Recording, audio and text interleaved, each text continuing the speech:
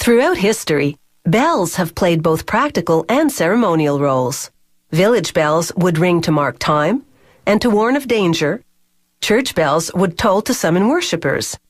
Bells are traditionally cast of bronze, a metal that's as durable as it is melodic.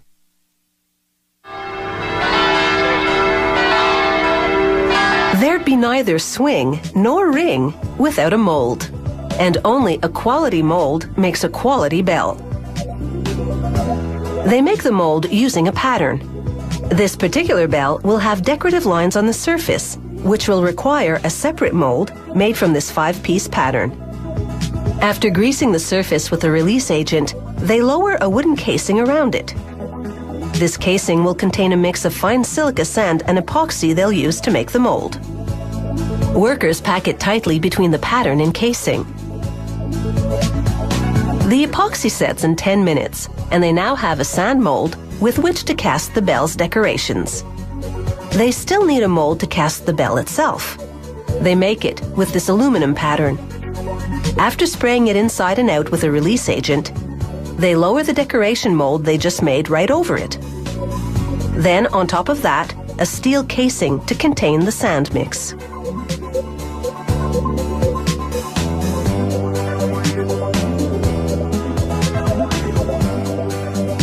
Workers pack the sand mix and wait for it to set.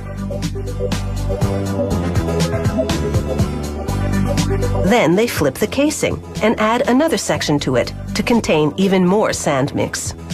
But before the next load of sand, they insert what's called the gate.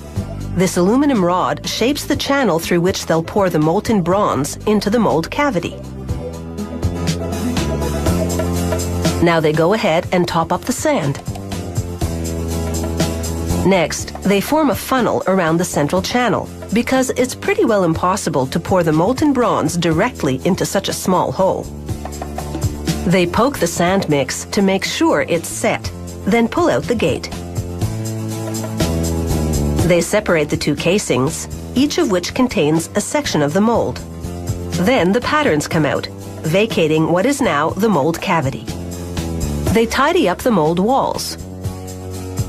This powdered graphite solution will act as a barrier, preventing the hot metal from eroding the epoxy that holds the sand mold together. Next, they spray on a second coat of wash. The sand is so fine that the mold would otherwise reproduce the brush strokes on the cast bell. Now they measure the size of the pour hole and custom make a ceramic filter to glue inside. This filter will screen out the slag, oxidized particles that form when molten metal meets air. Now workers stack the two mold sections back together and clamp them tightly so that the bronze won't leak out during casting.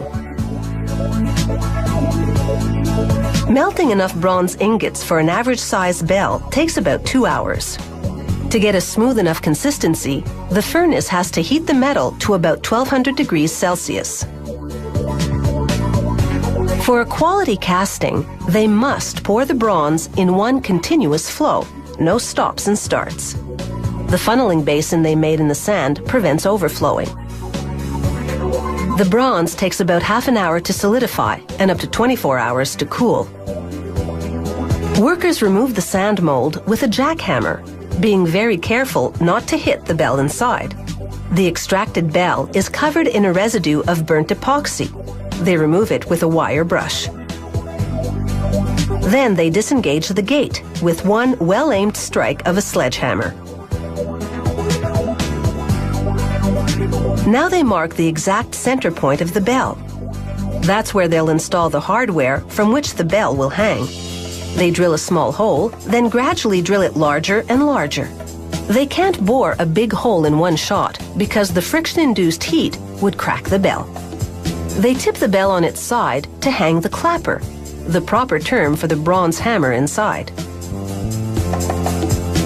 Every bell this factory produces goes through 6 stages of polishing, starting with a coarse grinding belt and finishing with a fine cloth buffing wheel. 2 hours of polishing later, the bell looks as beautiful as it sounds.